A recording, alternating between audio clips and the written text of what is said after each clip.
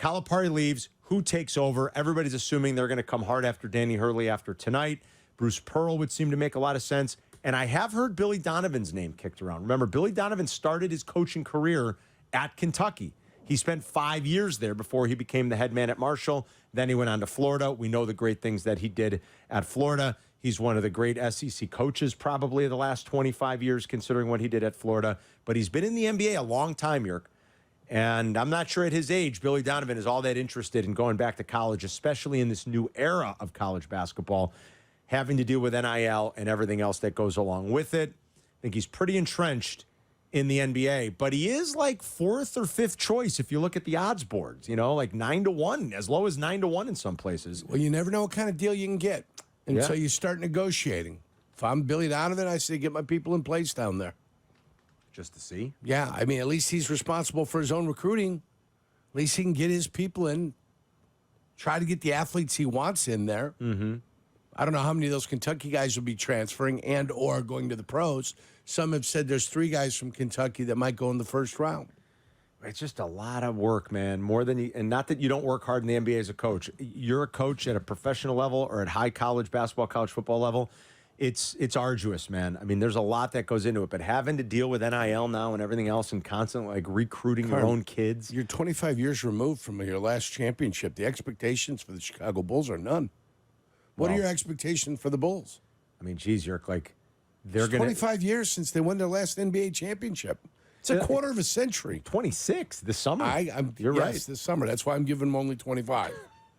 Quarter of a century. Yeah. Since your last championship. Quarter of a century. Yeah. So what are the expectations now for anybody that coaches the Chicago Bulls? Nothing. There are none. There are no expectations. Try to fill the place up. Fans are going to come no matter what. They're enamored with the jersey and the logo. Doesn't make a difference, right? No, it doesn't. They're in a weird state. They are. They're kind of in a sad state. And I don't think what ails them is Billy Donovan. I mean, no. By no means. But it depends what kind of challenge Billy wants. Right. Didn't he just sign a contract extension? Yeah, he did. Right? Yeah. Wasn't that like they snuck that in like an offseason or two ago? They're like, oh, by the way, Billy Donovan signed an off. What does that mean, though? It means nothing. No, I know. It doesn't mean nothing. I've decided to change jobs. I'm going back to college. It doesn't. Yeah, I know. It doesn't. Kentucky, SEC, new challenge, right? Yeah. Basketball blue blood. Blue blood. Where he started his coaching career. He'll come in there and he says, I'm going to need this much in NIL money to be able to compete. I want this as my contract, and I want this as the people that are going to be working with me. Are they willing to do it, yes or no?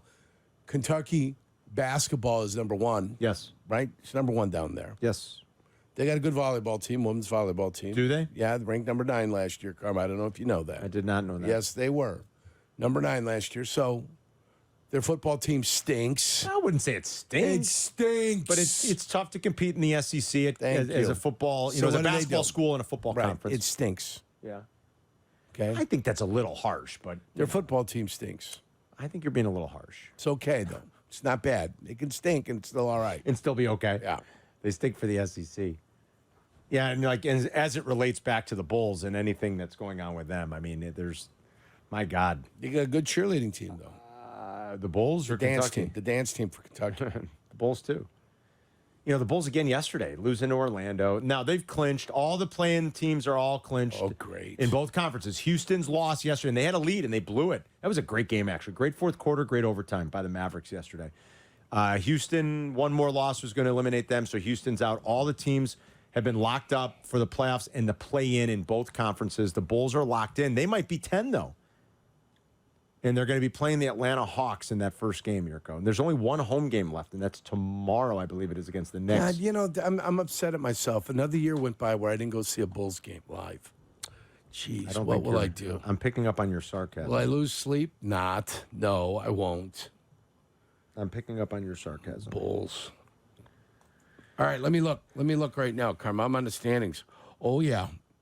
Boston's runaway favorite, huh? Number 1 seed, not even close. Boston has clinched home court throughout the playoffs. They're the Bulls. Hey, the 76ers, welcome back, guys. Well, they could be dangerous. They could be because Embiid's back. I agree with you. Embiid is back. New York's not dangerous because Randall's out for the rest of the year, and they can't quite get OG going because of injuries as well. So the Knicks, I don't think, are much of a threat. Cleveland's gone the other way in recent months. Orlando's interesting, but I don't think the Orlando Magic are a threat to anybody really in the East. I mean, they're fun. You know, you like Paolo. You like some of their young guys. Suggs, Paolo, Franz, but I don't think Orlando's doing much in the East. Milwaukee's played just meh basketball for the better part of 2 months. Look, the Mavericks Heat are always the Heat. That's the one team. So the Mavs are my like little 30-1 sneaky. I think I might put a little play on the Mavs here. Well, the Mavs have got out of the play-in area. They were in the play-in area for a while, so they've kind of cleared that, but not by a ton. 4 games left. They're 9-1 in their last 10, so they had to improve to get out. The Pelicans collapsed. Pelicans are 4 and 6. They made up 5 games on them. Yeah. That's terrible for them. Too bad. Dallas has been the hottest team in the NBA here. Yeah. And red hot. With a player as good as Luka, with the kind of year Kyrie's had where you got to give Kyrie credit. There's been no drama, no like unnecessary off-court drama, Yerk. Yeah. You know, he hasn't been a distraction. And when Kyrie's motivated and good, he's really, really good. You saw that again yesterday. You've seen it recently. The trades they made, I think, helped them. I'm still not sure they can stop teams. Can I officially? But I might play them at 30-1 to win the title. Can I officially make a proclamation? Yes. Our guy Popovich is down there, right? Yes. 19 and 59. With an unbelievable player. He's a great coach, right? Yes. Great coach. Doesn't this, over the course of time, prove that you've got to have great players to be a great basketball team? Of course. You need Tim Duncan. He is the winner of, I mean, he is like, had the worst basketball team twice. Yes. Terrible. More than matter twice. how good of a coach he was or was not, right? Yes. Didn't make a difference. You are correct. He didn't have it. The worst team. They got the #1 pick, and they ended up really making an improvement. That's going to happen again. #1 pick without a crystal clear #1 coming out of college this year. They when might I say not win. college, it means Europe also. It means everywhere. Of course you're right. You need players like David Robinson. You need players like Tim Duncan. You need Manu Ginobili. You need Tony Parker. Yeah. You need Sean Elliott. Yes, those are the players you need to be great. I'm not going to blame Billy Donovan for anything. I'm going to blame the players on the court for everything. And that's what I'm going to do the rest of the way out. Well, Especially and just the way the roster basketball. was constructed, I think you blame too, right? NBA basketball. That's what it is. Because the greatest coach that's theoretically out there has had 2 of the worst seasons in the world because he didn't have the players. The Spurs haven't made the playoffs since 2019. Yeah, in the NBA, coaching doesn't matter. It that might be a little harsh, but doesn't matter, Carm. You need talented players. You're right. You have to have the talent. Yeah.